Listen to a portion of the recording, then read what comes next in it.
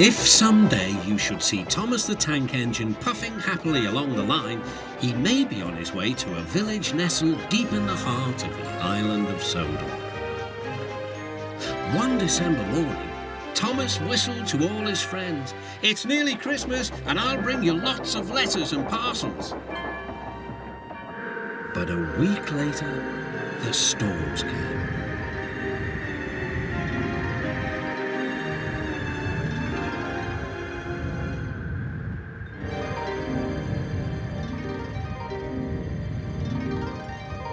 The island was covered with thick snow.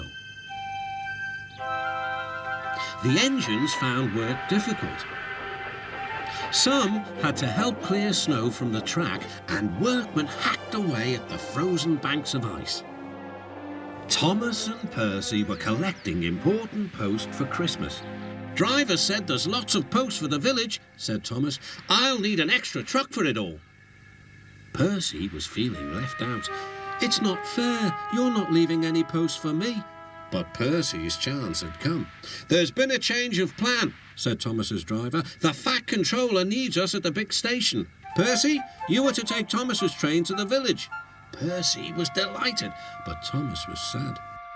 "I won't be able to say Happy Christmas to all my friends." "Don't worry," said Percy kindly. "I'll do it for you." "It's not the same," sighed Thomas. Percy was making good time on his way to the village when suddenly, "What's that?" called his driver.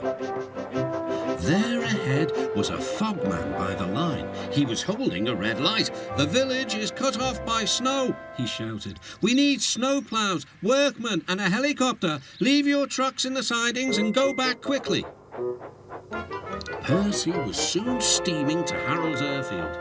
"Beep, beep," whistled Percy. "Wake up, lazy wings. The mountain villagers need your help. They're stranded." "Whiz-ow," replied Harold. "I like an emergency to keep me warm." And he buzzed away. "Now," sighed Percy, "what's next?"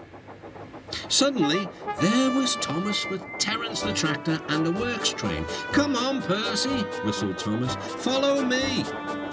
The two engines battled their way through the snow. At last, they reached the village. Harold was already there, busily dropping food to people and animals.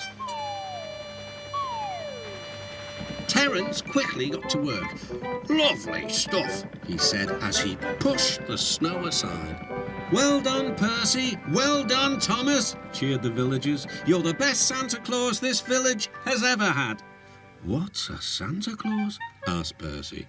"Santa Claus is someone who drops presents down chimneys at Christmas time." Percy looked at his funnel.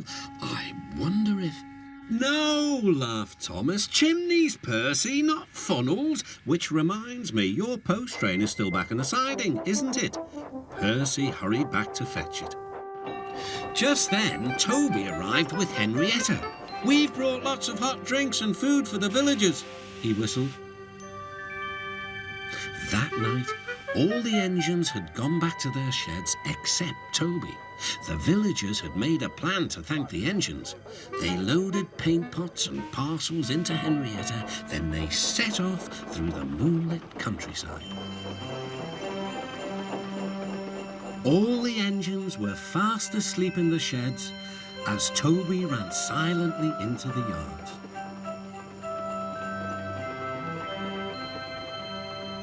He had no idea what the villagers were going to do, but he knew it was going to be a big surprise. When the engines woke the next morning, they could not believe their eyes. The sheds had been repainted and decorated. Parcels lay everywhere. The engines whistled in delight, and everyone agreed that it was really a happy Christmas.